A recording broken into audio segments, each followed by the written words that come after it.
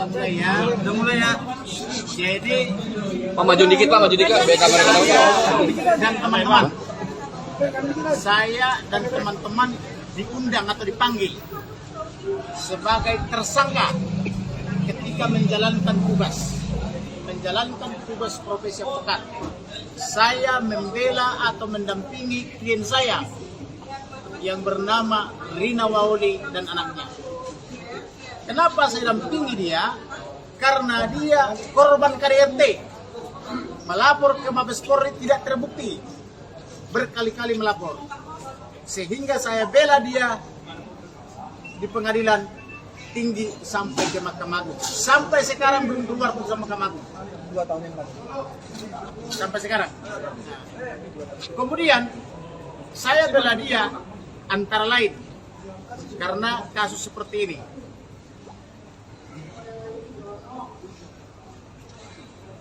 Coba kalian perhatikan. Videokan lagi kembali nih. Ini istrinya. Bisa, belum ada putusan inkrah. Ibu Rina Udah satu aja ngomong. Putus kalau sudah inkrah. Ini Bapak ini, kukunya dipoles-poles. Tahan bang. Itu misalnya itu tidak video porno. Ini awal. Oke. Kemudian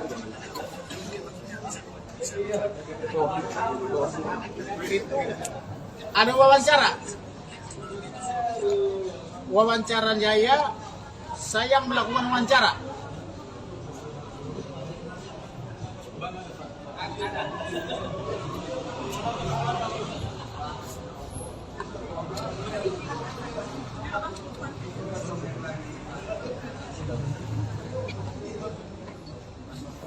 Nah, ini dengar ya. Ini wawancara dengan wanita lain.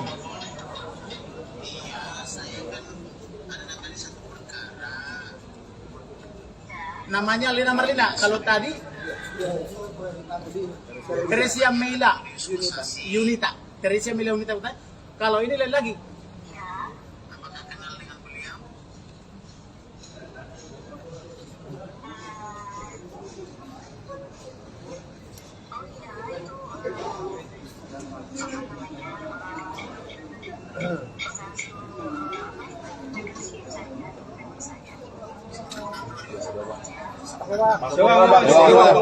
Oke.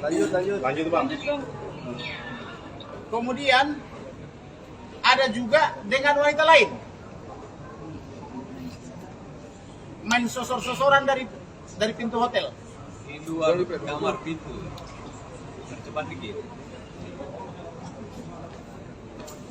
Ini bukan yang video porno ya, bukan yang joroknya ya. Yang joroknya ada 5.000 poin, Nggak bisa dipublikasi. 6.000 poin.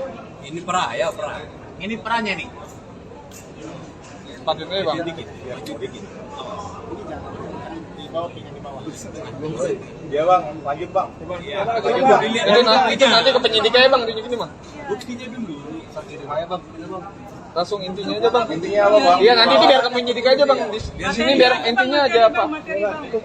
Nah, itu baru secuil bukti-buktinya ya. Dari 6.000 video porno. Video jorok. Entah kenapa di Taspen ini yang lewat Sakti. Saya lapor ke Presiden, Wakil Presiden, Menteri Keuangan, Menteri BUMN, semua Menteri, Komisi 3, Komisi 6. Sampai sekarang tidak dipecat. Tadi malam saya kirim lagi surat, saya minta dipecat. Masa kita 270 juta penduduk Indonesia tidak ada yang layak mengganti beliau? Benar nggak? Masa dia sendirian? Nah kemudian ini klien saya dengan anaknya 7 tahun. Berapa tahun sekarang ya? Dari 7 tahun sampai 8 tahun. Aduh 2 tahun saya bilang. Tidak pernah dinafkahi. Tidak pernah pulang ke rumahnya. Alasannya sibuk mengurus negara ini. Masuk akal nggak? Masuk akal nggak mengurus negara ini? Nah itu antara lain. Jadi saya minta pertanggungjawaban daripada Karo Bareskrim sama siapa tuh? Andi Bibit. Kenapa dijadikan saya tersangka? Dalam hal membela klien. Bukankah pasal 16 Undang-Undang Advokat mengatakan bahwa advokat sepanjang melakukan tugasnya tidak boleh diperiksa? Betul. Komunitas. Saya di sini membela klien saya dengan anaknya. Saya diperlakukan sangat tidak baik, macam politik, berhubungan dengan putusan Verdi Sambo. Putri. bisa bersamaan kok. Putusan Verdi Sambo yang diskon 50% dan kawan-kawan, tapi di waktu yang sama saya ditelepon dan tersangka. Saya tanya dia, udah diperiksa belum? Belum. Lalu siapa yang diperiksa? Saya tanyain wanita-wanita ini, belum diperiksa. Lalu kok Bareskrim Manta 15 berani menjadikan saya tersangka? Atas dasar apa dijadikan saya tersangka? Ya. Betul. Saya minta hari ini Dirtasbek dipecat. Ganti. Mana revolusi mental? Mana revolusi mental? Nggak ada. Kosong. Set Kamarudin! Set! Jadi inilah akhir daripada Nazarudin. Nah, siapa namanya? Antoni Kosasi. Inilah akhir daripada Antoni Kosasi. Karena dia menantang kalian, menantang semuanya sini. Maka ini harus dipecat. Tidak ada ampun lagi. Kalau tidak dipecat, kita bubarkan melalui pengadilan. Tunjukkan kalau memang benar ada revolusi mental. Mana revolusi mental? Mana akhlak? Katanya akhlak. Apa akhlak? Mana akhlak? Apa itu akhlak? Kemudian silakan Ibu Rina dijelaskan apa yang menjadi perlu penjelasannya. Geser Bu, sana Bu. Yang keras Bu. Mengambil suara ibu itu. Agak teriak nggak Selamat apa-apa Bu. siang semua teman-teman media. Terima kasih sudah hadir, sudah mendukung kami, mendukung saya, mendukung abang yang baik ini yang sudah menolong saya selama ini. Jadi memang selama ini saya itu menjadi korban, ya, korban ketidakadilan, KDRT, pengancaman, anak saya tidak dibiayai untuk sekolahnya dan lain sebagainya. Saya hidup dalam ketakutan selama bertahun-tahun. Saya tidak bisa tidur. Saya tiap hari sampai stres gitu. Sampai saya ketemu dengan abang ini. Abang ini yang menolong saya. Dia orang baik. Kita semua harus membantu dia.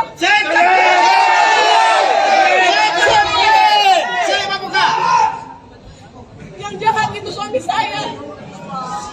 Kalau sama saya, istri dan anak aja dia tega. Bagaimana dengan yang lain?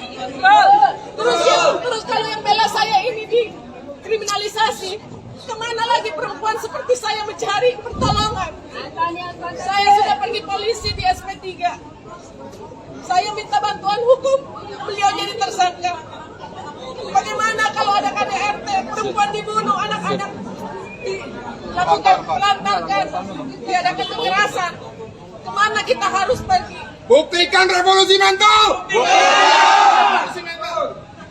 Jadi saya mohon untuk seluruh rakyat Indonesia, terutama ibu-ibu, para perempuan yang seperti saya, masa depan kita ada di sini sekarang. Kita harus bangkit, kita harus bersatu hati demi kebaikan anak-anak kita nanti, anak-anak perempuan, supaya di negara ini perempuan dan anak-anak memperoleh hak yang sama secara diskriminasi terhadap perempuan. Tidak bisa didiskriminasi, karena sampai di pengadilan pun, waktu di pengadilan negeri, keputusannya sangat merugikan perempuan dan anak-anak. Oleh karena itu saya tidak terima. Abang ini yang bantu saya pada saat proses banding dan kasasi yang sampai hari ini belum ingkrah. Apa yang disampaikan abang itu bukan hoax. Jadi apa yang disampaikan abang itu adalah semuanya bukti-bukti yang saya berikan kepada beliau untuk keperluan membela saya.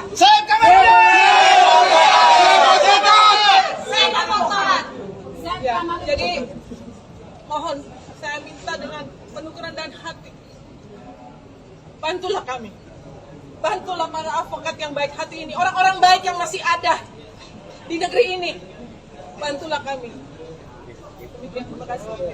Satu lagi, banyak visi-visi atau rekaman kontak yang 300 triliun, ancaman-ancaman dan sebagainya. Tolong dibuka sedikit. Ya, jadi beberapa waktu sebelum Pak Dirut itu meninggalkan rumah, saya sering diancam. Saya sering diancam, ya Pak Kosasi ya, Antonius Kosasi.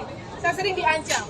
Meskipun di luar itu tindakannya selalu baik, di hadapan orang-orang saya seperti ratu. Tetapi di belakang saya diintimidasi setiap hari. Saya sampai ketakutan. Itulah kenapa saya sampai harus pergi ke psikolog untuk kesehatan mental saya. Dan alasan itu dipakai oleh dia berbicara kepada hal itu dipakai oleh Pak Antonius Kosasi untuk berbicara di kementerian dan lain sebagainya dan mengatakan bahwa saya